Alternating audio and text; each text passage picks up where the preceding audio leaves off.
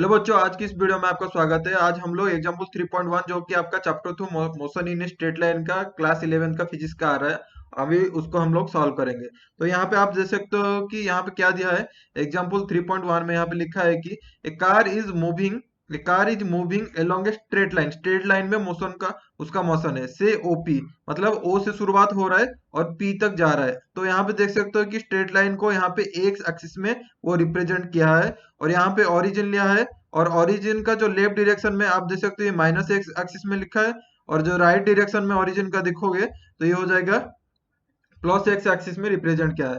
तो वो बोल रहा है कि ओ से शुरुआत होके वो कहाँ जा रहा है, क्यू तक जा रहा है उस, और क्या कर रहा है, it moves from O to P जा रहा है इन्हें 18 सेकेंड, 18 सेकंड में ओ टू पी तक जा रहा है। तो ठीक है, देख सकते हो कि अगर ओ से पी तक वो जा रहा है उसके लिए कितना समय लग रहा है, 18 सेकंड टाइम लग रहा है। और पी से क्यू तक जब रिटर्न कर रहा है उसके लिए कितना टाइम लग रहा है, पी से क्यू तक जब रिटर्न कर रहा है उसके लिए 6 सेकंड लग रहा है। ठीक है, देन वो पूछा है कि what are the average velocity and average speed of the car in going, O से पी तक जब जा रहा है उसके लिए एवरेज वेलोसिटी क्या होगा और एवरेज स्पीड क्या होगा उसको निकालना पड़ेगा।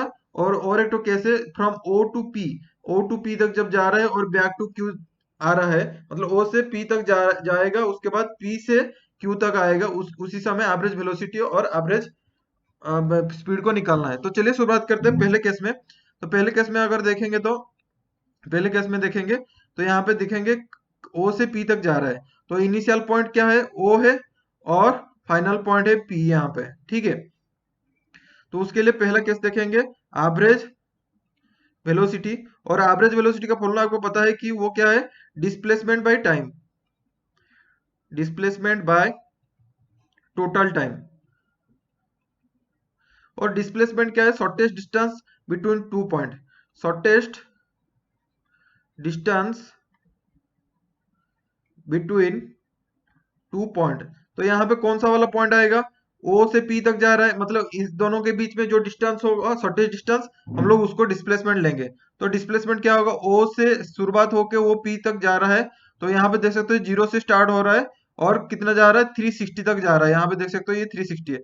तो डिस्टेंस हो गया 360 डिवाइडेड बाय टाइम कितना लगेगा, ओ से पी तक जाने के लिए यहाँ पे लिखा है कि उसके लिए 18 सेकंड वो लग रहा है।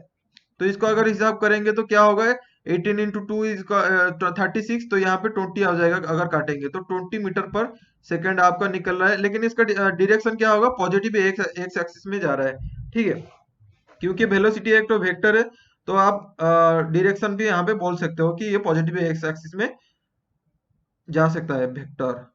ठीक है, दूसरा क्या है, दूसरा हमको निकालना है एवरेज स्पीड। एवरेज स्पीड क्या है, total path length divided by total time. ठीक है, total path length divided by total time. Total path length क्या होता है, टोटल पाथ लेंथ मतलब ओ से शुरुआत करके कौन सी पाथ में जा रहा है पी पॉइंट को। तो आप देख सकते हो ये एक ही लाइन में जा रहा है पी पॉइंट को, और उसके लिए कितना डिस्टेंस वो कवर कर रहा है, वो 360 कवर कर रहा है। और कितना टाइम लग रहा है उसके लिए, 18 सेकंड लग रहा है। तो इसको भी कैलकुलेट करोगे तो यहाँ पे भी 20 मीटर पर सेकंड आएगा। लेकिन ये क्या पॉजिटिव और नेगेटिव डायरेक्शन में नहीं दिखाना है, क्योंकि स्पीड क्या है, एक तो स्केलर क्वांटिटी है। ठीक है, तो एक तो चीज आप देख सकते हो कि यहाँ पे क्या निकल के आ रहा है, जो मैग्नीट्यूड अगर लेंगे एवरेज स्पीड और मैग्नीट्यूड लेंगे एवरेज वेलोसिटी का, उसका दोनों का वैल्यू क्या है, सेम है। आप देख सकते हो कितना 20 मीटर पर सेकंड है। आप देख सकते हो यहाँ पे 20 मीटर पर सेकंड निकला है और यहाँ पे भी 20 मीटर, मतलब ये एवरेज स्पीड और एवरेज वेलोसिटी आपका सेम निकल गया। ऐसा क्यों हो रहा है, क्योंकि जो मोशन का डायरेक्शन है, ठीक है, मोशन का डायरेक्शन दोनों पॉजिटिव एक्स एक्सिस में जा रहे हैं। तो यहाँ पे इसलिए मोशन का डायरेक्शन सेम होता है, तो इसके लिए आपका एवरेज स्पीड और एवरेज वेलोसिटी सेम होता है। और वहां पे क्या होता है, डिस्प्लेसमेंट और पाथ लेंथ के बीच में कोई डिफरेंस नहीं आता है। ठीक है, तो बी पॉइंट को हम लोग यहाँ पे देखेंगे कि क्या कर रहा है, ओ से पी तक जा रहे हैं और बैक टू क्यू तक आ रहा है। तो बी पॉइंट क्या आ रहा है, ओ से पी तक जा रहे हैं और क्यू तक रिटर्न कर रहे हैं। आप देख सकते हो ये ओ से पी तक पॉजिटिव एक्स एक्सिस में जा रहा है और पी से क्यू क्या कर रहा है, यहाँ पे नेगेटिव एक्स एक्सिस में आ रहा है। तो यहाँ क्या हुआ, मोशन का डायरेक्शन चेंज हो रहा है, चेंजेस हियर। ठीक है, तो पहले करेंगे क्या, एवरेज वेलोसिटी। तो एवरेज वेलोसिटी का आप जानते हैं क्या है, displacement by total time, displacement by total time. तो डिस्प्लेसमेंट क्या है, shortage distance between two point. तो यहाँ पे देख सकते हो ये इनिशियल पॉइंट है और क्यू क्या है, फाइनल पॉइंट है।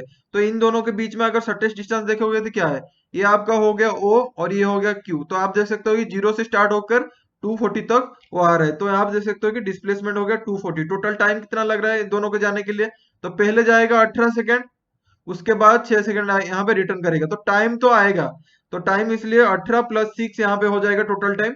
तो 240 डिवाइडेड बाय 18 + 6 इक्वल टू 24, और 24 240 में कट जाएगा तो आ जाएगा 10। तो यहाँ पे रिजल्ट निकल के आ जाएगा 10 मीटर पर सेकेंड। और इसका डायरेक्शन अगर देखेंगे तो वो पॉजिटिव एक्स एक्सिस में होगा, क्योंकि आप देख सकते हो कि जो नेट डिस्प्लेसमेंट किस डायरेक्शन में हो रहा है, नेट डायरेक्शन, नेट जो नेट है, net displacement positive x axis में हो रहा है। इसलिए आपका जो रिजल्ट भी निकल के आएगा वो वेलोसिटी का क्या वेक्टर है, तो इसको भी पॉजिटिव डायरेक्शन मतलब एक्स एक्सिस में आप दिखा सकते हो। दूसरा आ गया एवरेज स्पीड।